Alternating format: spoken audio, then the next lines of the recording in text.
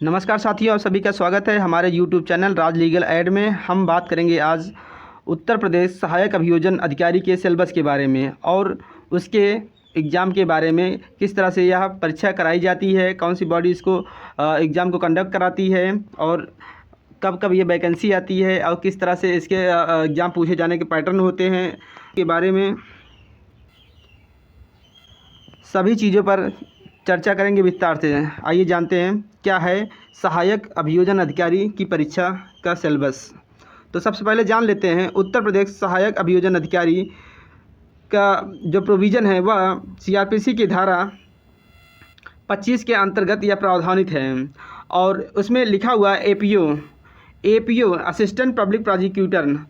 और एपीओ का कार्य होता है मजिस्ट्रेट न्यायालय में सरकार की तरफ से मुकदमे की पैरवी करना। क्रिमिनल मामले में सरकार की तरफ से, स्टेट की तरफ से मजिस्ट्रेट न्यायालय में पैरवी करना होता है।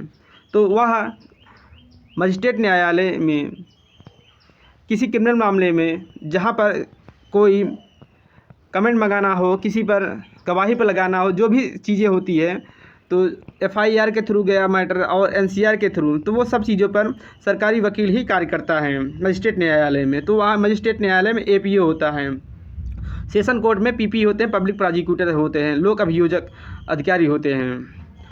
तो यह परीक्षा 3 चरणों में होती है और इसमें प्रथम प्रारंभिक परीक्षा, द्वितीय मुख्य परीक्षा, तृतीय साक्षात्कार अर्थात इंटरव्यू।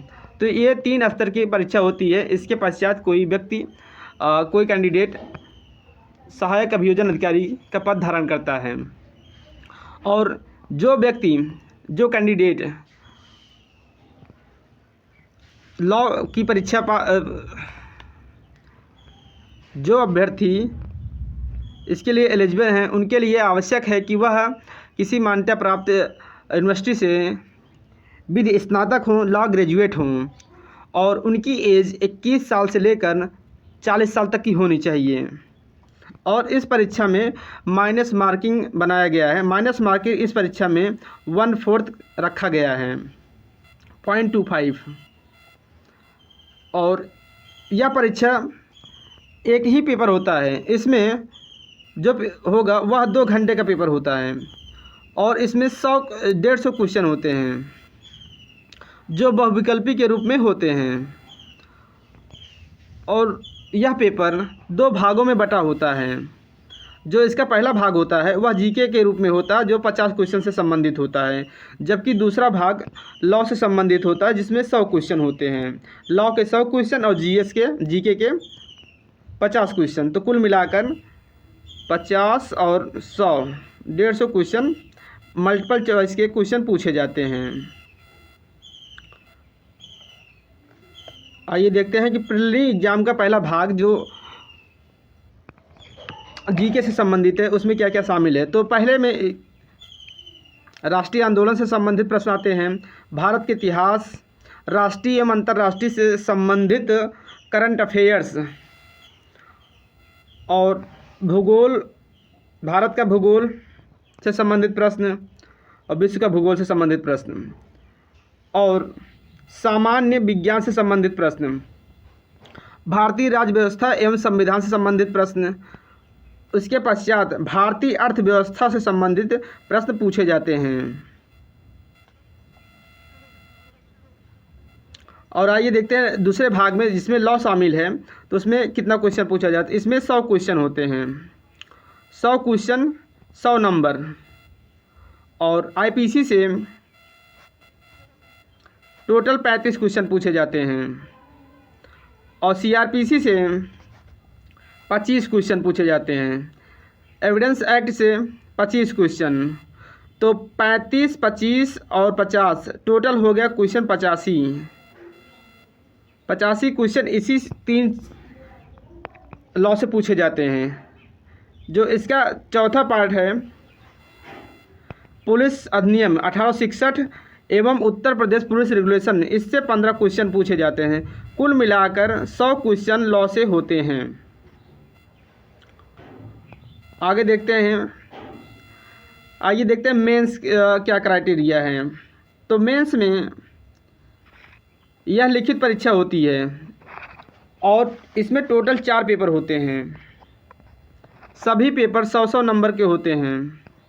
यह परीक्षा 3 घंटे की होती है। जो पूरा एग्ज़ाम लिखित में होता है। एग्ज़ाम को लोक सेवा आयोग द्वारा कंडक्ट कराया जाता है। और इसमें जो पहला पेपर इसका होगा वह सामान्य ज्ञान से संबंधित होता है, जो 100 नंबर का होता है और 3 घंटे का समय इसका 3 घंटा होता है। और इस पेपर में इतिहास से संबंधित प्रश्न, हिस्ट्री हो गया, ज्योग्राफी हो गया और जनरल साइंस हो गया और करंट अफेयर्स हो गए। इसके बाद इसमें पुस्तक के लेखक और चर्चित स्थल, फुल फॉर्म और कुछ रिलेटेड और इससे जो क्वेश्चन बन सकते हैं, इस कुल मिलाकर सामान्य ज्ञान से संबंधित पहला पेपर ये इसका बनता है। दूसरे नंबर पर आता है सामान्य हिंदी। सामान्य हिंदी में जो क्वेश्चन पूछे जाते हैं वह होता है, इसमें निबंध का पेपर होता है और पत्र लेखन से पेपर आते हैं, पर्यायवाची से संबंधित होता है, विलोम से संबंधित होता है, मुहावरा से संबंधित क्वेश्चन आते हैं, लोकोक्ति से संबंधित आते हैं, समानार्थक शब्द से संबंधित क्वेश्चन आते हैं, रिक्त स्थान भरने से संबंधित क्वेश्चन होते हैं। तो कुल मिलाकर इससे सामान्य हिंदी है और सामान्य हिंदी में इस तरह के पैटर्न से क्वेश्चन पूछा जाता है। और थर्ड पेपर में आपराधिक विधि एवं प्रक्रिया विधि, पुलिस रेगुलेशन और पुलिस एक्ट, कुल मिलाकर 3 कानून से यह क्वेश्चन तैयार होता है। जो आपराधिक विधि एवं प्रक्रिया विधि है, इसमें आईपीसी, सीआरपीसी और police act plus UP police regulation से मिलाकर क्वेश्चन बनते हैं। चौथा पेपर जो इसका होगा, चौथा पेपर साक्ष्य विधि से है। साक्ष्य विधि का पेपर या एक अकेले साक्ष्य विधि से क्वेश्चन पूछे जाते हैं और यह अपने आप में बहुत ही दमदार और सटीक क्वेश्चन वाला पेपर होता है, क्योंकि सबसे कठिन अगर कोई पेपर होता है सभी के लिए, चाहे कोर्ट में हो या चाहे एग्ज़ाम में हो, वो साक्ष्य विधि को अप्लाई करने के संबंध में होता है। और एक अधिवक्ता को और एक सरकारी वकील को एपीओ जो बनने जा रहे हैं उनके लिए एविडेंस बहुत मायने रखता है। एविडेंस इसीलिए अकेले एक पेपर अकेले किया जाता है क्योंकि इसका बहुत ज़्यादा इम्पोर्टेंस है। और आइए देखते हैं तीसरे चरण में। हम देखते हैं कि तीसरे चरण में इंटरव्यू प्रोसेस चलता है जो 50 नंबर का होता है। इसी के बाद डिसाइड होता है कि कौन व्यक्ति एपीओ बनेगा।